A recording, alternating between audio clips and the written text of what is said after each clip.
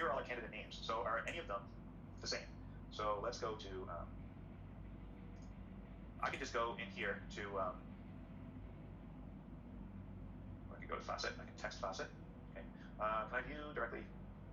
Oh, here we go. I can, instead of actually creating a facet, I can just go directly to cluster and edit if I want. Okay. I could create a facet for text, or I can go directly to the cluster and edit function. So now I want to know, are these people all the same? Well, in Excel, I would have to go and find all of those entries individually, or I'd have to do a search to find all these duplicates. In this tool, when I do a mouse over, I see a little link that says browse this cluster. So when I do, I get a new window, and it pops up with those 3 records, and I can compare them. So when I look at them, their names are the same, the address is the same, the city, zip code, the phone numbers are all the same. So what's the assumption that we can make about these 3 records? They're all the same. They're all the same, they're all duplicates. So this is where the question comes now of which one do we keep?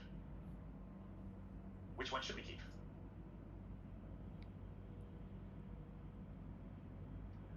Well, my argument is this. I look at the date, the commission date.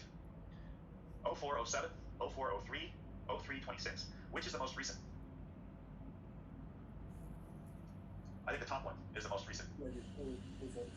So I'm going to put a star next to these 2, because I don't think they belong. Okay. So my intention is to delete these ones with the stars. Okay. So I've started. I'll continue on. Anything else I want to look at? So I've done Russell Pavich, Frank John Labruzzo, and John Frank Labruzzo. Let's take a look at these 2. Are these duplicates or not? They're both from District 5. They're both the same parish. Their addresses are different. Their addresses are different, but they're in the same city. Their phone numbers are different. And they were both commissioned at the same time. What do you think? Are they the same or are they different? They could be the same, but maybe different address. I don't know. Depending on the situation, you might have to do some more research. You might have to call somebody and find out, are they the same person or are they different? I might think that they're different. Maybe they're brothers. Because they have different addresses, different phone numbers, different zip codes. But they were both commissioned at the exact same time. So maybe these are different representatives. Okay. Tony Jurek. Let's browse this one. All right, 90th representative, District 13. I see the addresses are the same.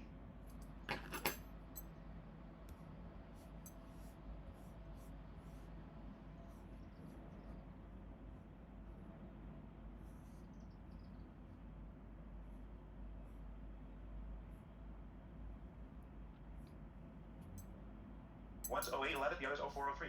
Okay. Which one do we use? This one has more data, but this one's more recent. So maybe we use the more recent one. I don't know, but this is a rule that I'll use. Okay.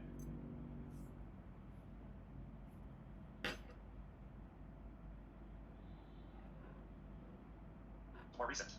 So maybe we use the more recent one.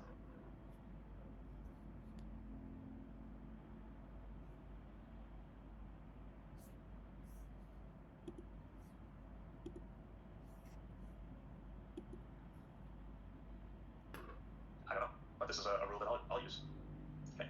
So we can keep going through all of these. Now, depending on the situation, I could merge them, but what I'm going to do instead is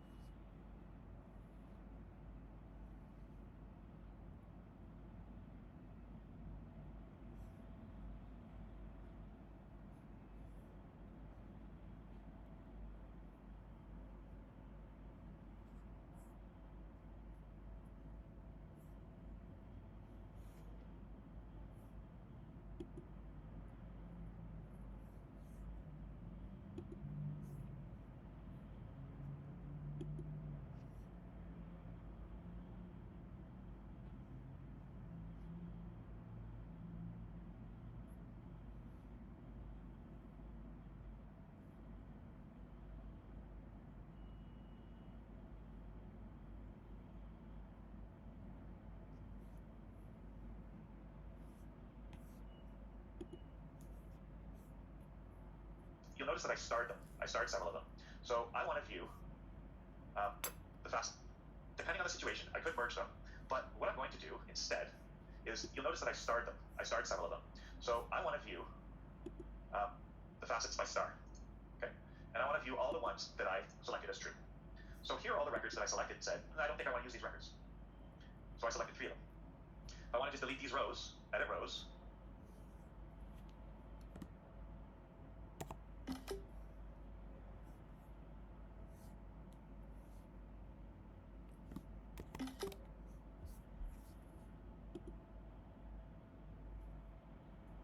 Remove all the matching rows. And it's these three that are selected. So these are the three matching rows that I'm deleting. Okay. Now they're gone. And when I remove my facet, I'm now back to 68, 62. So I've reduced it. And if I go back in and I want to view, edit, cluster, and edit, I'm now down with these duplicates that I can examine.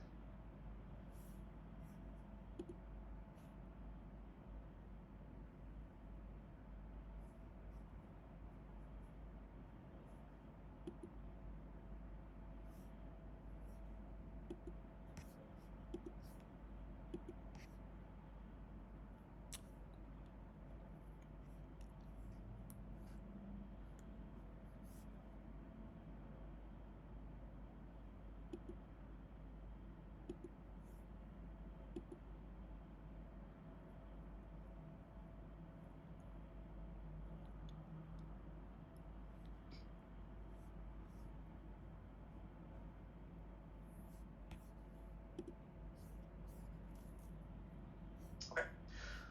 So this tool is very powerful because now it can group all of these potential duplicates and it can do a comparison for me. And I can decide which ones I want to keep and which ones I want to get rid of. So any questions about either of those two functions? So we've got the clustering, the editing, we can also create our facets, edit our facets, and then make our transformations. So if this is okay, what we're going to do is start working with the next data set. Okay? So we're going to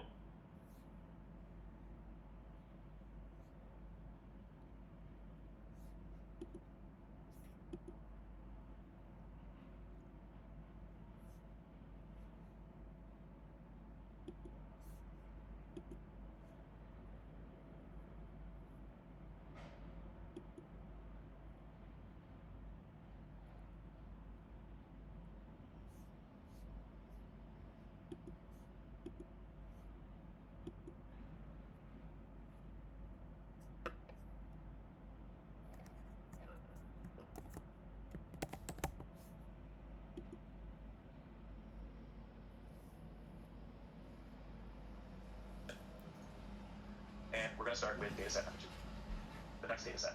Okay? So we're going to open.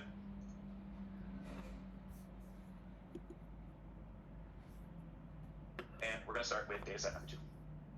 And this is not an Excel file, this is a comma separated value. But it treats it as a CSV file, so it's treated differently. Okay. Oh, how can you save a clean file? That's a good question. All right, so when I did the open, it opens up in a new project. So I go back to the previous one. See here where it says export. So to say once you clean the file and you're satisfied with it, go to export, and then you have all these different file formats. So I would just export it as an Excel table, okay? Or a comma separated value, either one. Okay? Now, if you want to save your project to work on later, then you can export the project. And this is the only way you can save things for the future. If you want to open up a project at a later point in time with the open, you have to have exported your project. They don't have a quote-unquote save feature. Because you're working with a database, it saves all your changes on the fly. It's not what you wish to do with it, so you want to export the project. So if I save it as an Excel file, I now have the download, and then I can open that up in Microsoft Excel. Now, I'm not going to click on it now because you won't be able to see it, but by all means, I welcome you to click on your own clean copy. So you say it saves it on the fly if you're working directly from a database? Sorry, say that again? You say it saves on the fly when if you're working directly from a database, if you're trying to do data transfer directly from a database? Yeah, so we'll make those edits. Situation whereby you want to undo and what is it? Yeah, so sorry, what it does is I have to look up for if you're connecting directly to a database. What it does is it has its own internal database. So when you load a file, it loads it into its own database for manipulation. So it's an internal database that you're working with, and then it will export it to the format that you require. But that's the text file. I'm not 100% certain if it will import all the data when you do a database connection. We'll have to look that one up. Yeah. It might just import that information and then so that you can work with it locally. But I don't want to say that. How do you connect to a database and then you destroy that data by accident? Yeah. That's not fair, especially when you don't have permission to. Yeah. Google has a reputation for spying. Will this happen with our saved projects? No, because once you've downloaded OpenRefine, it's standalone on your desktop. You don't actually require an internet connection. It's the same as you using Microsoft Word, only it's written in a programming language that's operating on your computer, the same way if you wrote a JavaScript application.